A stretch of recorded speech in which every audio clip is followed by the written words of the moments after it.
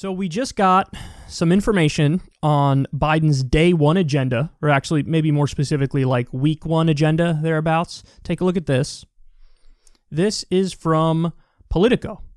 I believe this is from Politico. Joe Biden is planning to sign dozens of executive orders in his first days in office as he aims to roll back some of President Donald Trump's signature policies on immigration and climate change while taking early action to address the coronavirus crisis. After being sworn in on Wednesday, Biden will rescind the travel ban on several majority Muslim countries, rejoin the Paris Climate Accords, extend limits on student loan payments and evictions instituted during the pandemic, and issue a mask mandate on federal properties and for interstate travel. Incoming White House Chief of Staff Ron Klain outlined the flurry of activity for Biden's first 10 days in office in a memo to senior staff on Saturday.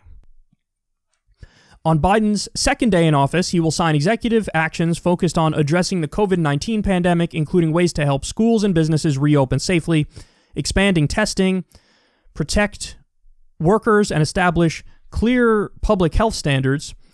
The next day, Biden will direct his cabinet to work on delivering economic relief to families most affected by the crisis. In subsequent days, Biden will expand Buy America provisions, take action to advance equity and support communities of color, begin to reform the criminal justice system, expand access to health care, and work towards reuniting families separated at the border. Klain did not specify what these actions would entail, but the memo follows Biden's introduction this week of his legislative agenda, which includes a $1.9 trillion relief bill. All right, so let's talk about that first, the $1.9 trillion relief bill. There's a lot of good stuff in that relief bill, without a doubt. It has to be said because it's true. Still, the approach that they're taking is upsetting me for a number of reasons. The most important one is probably that instead of doing $2,000 checks now, they're saying we're going to do $1,400 more to make it a total of $2,000 because you already got $600. Okay. Now listen, there's debate online as to, hey, what did they mean all along? Is this what they meant all along? Maybe you shouldn't bitch because maybe they meant 2,000 total all along. Listen, I would argue no, because after they already got the 600 through, Biden the next day went to Georgia and did a rally where he said, we're going to get you $2,000 checks. He's saying, I'm going to get you $2,000 checks after they already passed the 600. So I think that really the number should be the total of 2,600. But listen, I digress. It is what it is. They're going to go for $2,000 total. It's Weasley. It's Weasley. Even if you buy into their argument, it's still, I think, Weasley. They should just do the $2,000 checks, especially because one of the main reasons they won. But the reason beyond that this annoys me is because they're not doing a standalone bill. Whether it's a $2,000 standalone bill or a $1,400 standalone bill, they should be doing a standalone bill and passing it through budget reconciliation because they said this is effectively what they would be doing. Instead, they packaged it together with $1.9 trillion. And then Biden turns around and says, we're going to try to get to the 60 votes and make it bipartisan. But you're not going to be able to do that. So why are you doing that? Why are you doing that? And then if they slap it down, are the Democrats going to turn around and say, we're not even going to try to do this through budget reconciliation now? And then you get nothing. You get no more relief. If that's what ends up happening, that is dirty, man. Because there was a number of sleight of hand tricks there that were gross that effectively would leave us with nothing. But again, I'll reserve judgment until I see what happens because you have to wait until you see what happens to be fair about it. There's a chance that it's not going to be bipartisan. And then what happens is Biden and the Democrats go, okay, we'll just do it through reconciliation. And then they get their $1.9 trillion package through anyway, in which case, okay, fair enough, credit where credit is due. But we have to see that, right? I think the easiest thing to do would have been $2,000 checks, do it through reconciliation. It would have passed with well over 51 votes. You would have got like 55 or 56. And then you're the hero to the country. Everybody in the country is like, wow, Biden's doing a great job. He just sent me a $2,000 check as his first act in office. But it looks like he's not going to do that. So anyway, now let's go beyond the conversation about the $1.9 trillion relief bill. What did I tell you guys? I told you guys that the first day or the first week Biden is in office will without a doubt be his most productive time in office. Because he's going to get in there. Even if you have a limited view on what you can do through executive orders, he's going to do all the things that he thinks he can do through executive orders up front right away. And that's what they're telling us here. That's what they're laying out for us here. And there's a number of things that I think are wonderful. The Buy America provisions I think are wonderful. Getting back in the Paris Climate Agreement, wonderful. So make no mistake about it. In Biden's first day or first week in office, he's going to have a better presidency than Trump had for his 4 years in office, because ideologically, a lot of the things he's doing, I agree with. So on that front, credit where credit is due. And, I want to see the actual list of all the executive orders he's going to sign, and we'll go through it one by one, and I'll tell you what I like and what I don't like, and you can determine what you like and what you don't like. But yeah, that's positive. This news absolutely is positive. But now let's take it one step further, because I think this is incredibly important. So, after Biden's first day or his first week in office, that's when it starts to get, oh God, what's going on here? I think he's going to fall back into his standard Joe Biden corporate patterns. He's a neoliberal corporatist. It's what he is. Big on bipartisanship and all that stuff, and he's effectively a moderate Republican. Now, would I love to see him not do that and become the new FDR? Pfft, are you kidding me? I'd love it. Prove me wrong, Joseph. Prove me wrong. Become the new FDR. Don't go back to your old moderate Republican ways. But here's what should happen. After we get past, Biden's honeymoon period where he does some things that are decent. First day, first week, whatever it is. Maybe a few months into the administration, when it looks like Biden now is not doing the things that we want him to do anymore, and maybe he's reaching across the aisle to get some sort of grand bargain on Social Security and Medicare with Mitch McConnell. I think that the Congressional Progressive Caucus, factions of it, elements of the Congressional Progressive Caucus, because a lot of them are just total frauds in the Congressional Progressive Caucus. The Justice Democrats are not. I think that they're allies who agree with us 98% of the time on policy, and they don't have the proper strategy most of the time, and so they're relatively ineffectual, even though they mean well and they have the right ideas. I think that what you should do is get a faction of a dozen of the Justice Democrats, and maybe some others who are part of the Congressional Progressive Caucus who want to do the right thing, okay?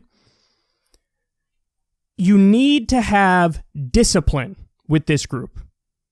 You need to understand that you're more powerful as a group than any of you are individually. So you need to have that discipline where everybody's committed to this and they mean it. And what you do is you say, Joe Biden, I'm going to block every single piece of legislation you want to pass until you sign these 5 executive orders that we support and that the American people support. And then you could list them off. It could be, legalizing marijuana. So forcing him to actually do the right thing on some of this. And by the way, what I'm saying is the executive orders need to be things that you can do through executive orders. There's no debate as to whether or not you can legalize marijuana through executive orders. It's easy. You just take it off the controlled substances list. That's directly in the wheelhouse of the executive branch of the government. They could do that like that. Any president could legalize marijuana in an instant. So you hold every bill hostage and you say, here's what you're going to do. You're going to legalize marijuana, and you go down the list. You're going to eliminate student loan debt. And by the way, I highly recommend David Dayen has, I think it's called the Day One Agenda, something like that. David Dayen for the American Prospect wrote a bunch of articles about the power Biden or any president has through executive orders, through the White House alone. It's wonderful articles because it's very educational. And it's like, hey, here are the things he actually can do, and there are legal arguments for this.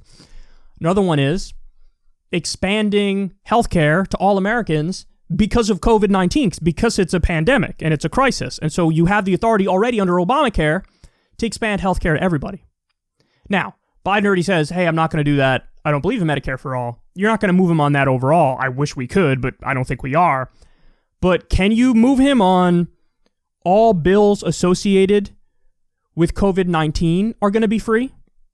Any hospital stay anybody has with COVID-19, any treatment anybody gets, COVID-19 related, all the vaccines, everything's totally free when it comes to COVID-19. I think you can move them on that. So that should be another one of the executive orders. Expand emergency healthcare protections to all Americans in regards to the pandemic.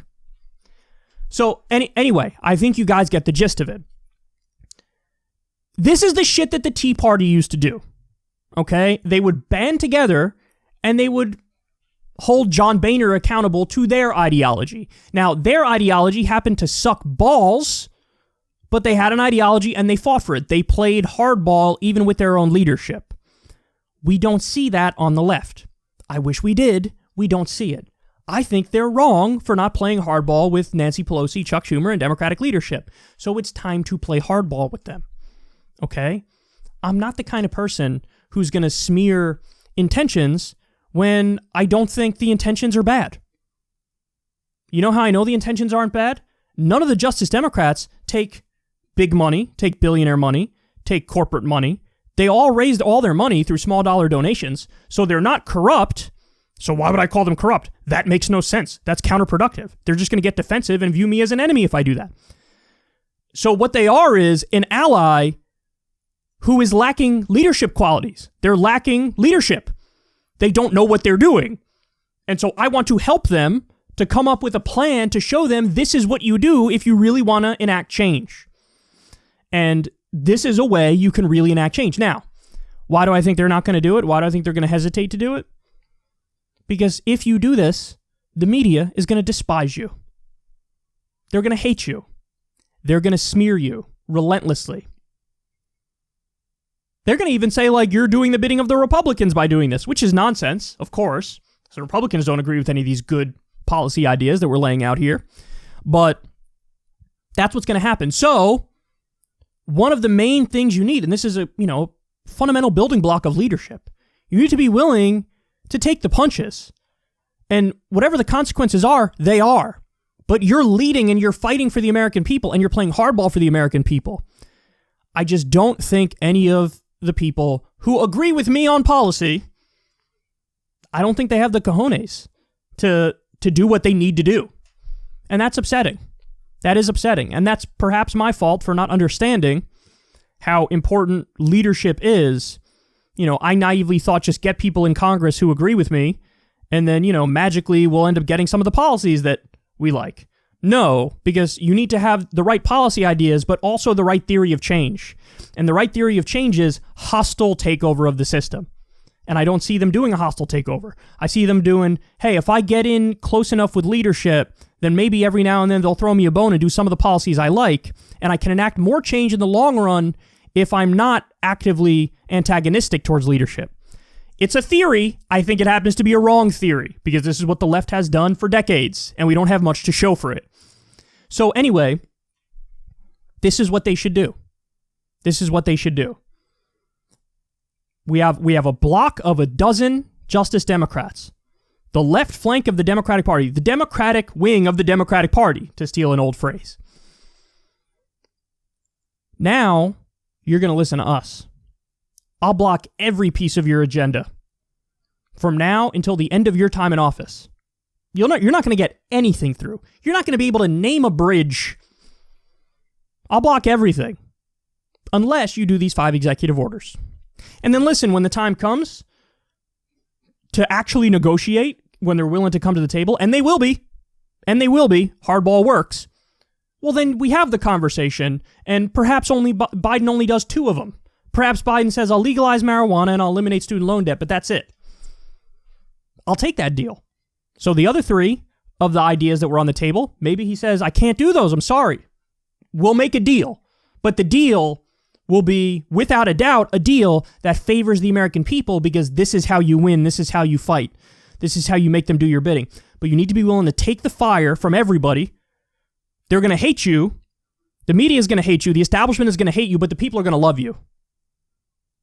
And also, you need to be disciplined. And I don't see this kind of message discipline from the left at all, ever. Ever. So easy to divide and conquer the left. It's so easy to...